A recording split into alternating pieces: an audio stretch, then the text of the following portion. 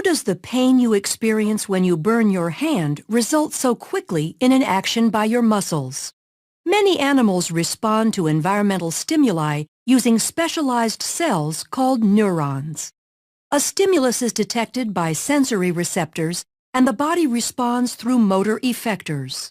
These cells working together allow you to respond very quickly to threats. When you touch something hot, heat receptors of a sensory neuron detect the stimuli and send the information of heat to an interneuron in your central nervous system. From there, a motor neuron sends a response from your central nervous system to the skeletal muscles in your arm, causing them to contract and pull your hand away. The fundamental process of neural transmission that underlies this action occurs in all neurons of the body. Neurons transmit this information through changes in the electrical potential of the membrane by the movement of ions across the membrane. An electrochemical gradient governs the movement of these ions, resulting in an electrical impulse. The resting membrane potential in a neuron, when the cell is not firing an impulse, is established by the unequal distribution of sodium ions outside of the cell and potassium ions inside the cell, making the outside of the cell more positively charged compared to the inside.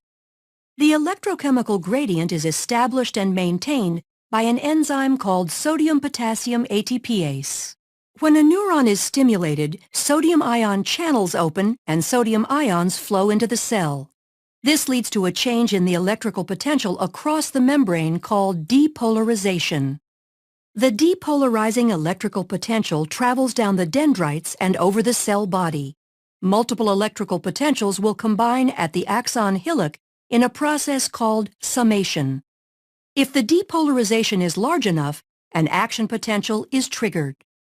Action potentials are all or none electrical impulses that maintain their amplitude and strength down the length of the axon. The action potential travels down the axon when the depolarization of an area of membrane causes adjacent voltage-gated sodium ion channels to open. The influx of sodium ions results in membrane depolarization along the membrane. After a short delay, potassium ion channels open and potassium ions flow out, repolarizing the membrane. For the neuron to fire again, the resting membrane potential needs to be re-established. Sodium-potassium ATPase is used to move sodium and potassium ions against their concentration gradients, re-establishing the resting membrane potential.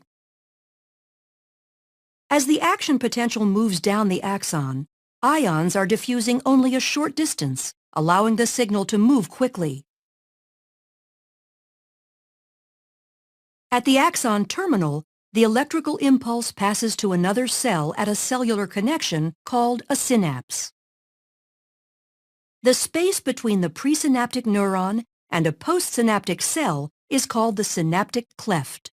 The presynaptic neuron contains signal molecules called neurotransmitters that are packaged inside vesicles. When an action potential reaches the end of a neuron, neurotransmitters are released by exocytosis from the neuron into the synaptic cleft. Neurotransmitters bind to the adjacent cell at receptor sites attached to ion channels. The channels open, allowing the movement of ions into or out of the effector cell, which alters its membrane potential, thereby transmitting the signal from the neuron to the effector cell.